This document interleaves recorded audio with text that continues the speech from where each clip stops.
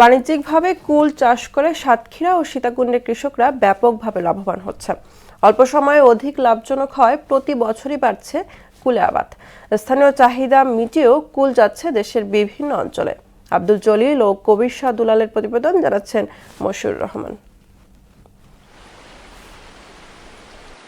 কুল চাষে ব্যস্ত সময় পার করছে সাতক্ষীরার কৃষকরা। বাউকুল, আপেল কুল, তাইওয়ান কুল, নারকেলি বলসুন্দরী, ঢাকা 90 সহ বিভিন্ন জাতের কুল চাষ হয়ে থাকে এ জেলায়। কম খরচে অধিক লাভ হওয়ায় জেলার প্রান্তিক কৃষকদের কাছে কুল চাষ এখন বেশ জনপ্রিয়।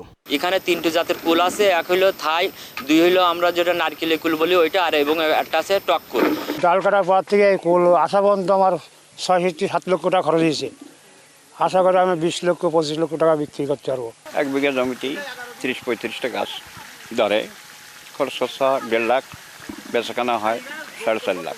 সাতক্ষীরায় এবার 846 হেক্টর জমিতে কুল চাষ হয়েছে জানিয়ে কৃষি কর্মকর্তা বলেন, কুল বাগানে অন্যান্য শাকসবজিও আবাদ করা সম্ভব। সাতক্ষীরায় বিগত বছর কুল আবাদ হয়েছিল 841 হেক্টর জমিতে, এবার সেটা বেড়ে দাঁড়িয়েছে 846 হেক্টর। কুল গাছকে আমরা বলি ছাঁটাই করা। এই ছাঁটাই হার্ড প্রুনিং করে বা ছাঁটাই করে গাছকে ফাঁকা করে দিয়ে সেই সময় ওখানে ওল এবং বিভিন্ন শাকসবজিও করা যায়।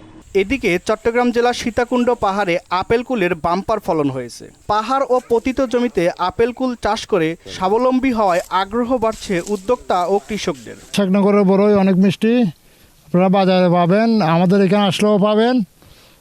খাইতে অনেক ভালো লাগে। দাম আলহামদুলিল্লাহ আছে, মোটামুটি 80 টাকা, 90 টাকা, 100 টাকা এরকম বিক্রি করা হয়। অনেক লাভবান হতেছি আমরা।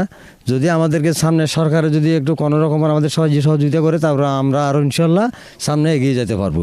এ বছর প্রায় 700 মেট্রিক টন ফলন হতে পারে, যার বাজার মূল্য প্রায় 5 কোটি টাকা বলে জানালেন এই কৃষি কর্মকর্তা।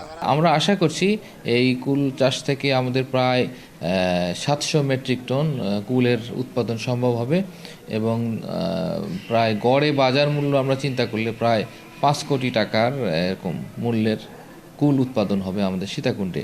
কম খরচে অধিক লাভ হওয়ায় কুল চাষ দিন দিন জনপ্রিয় হয়ে উঠছে। মশিউর রহমান, মোহনা সংবাদ।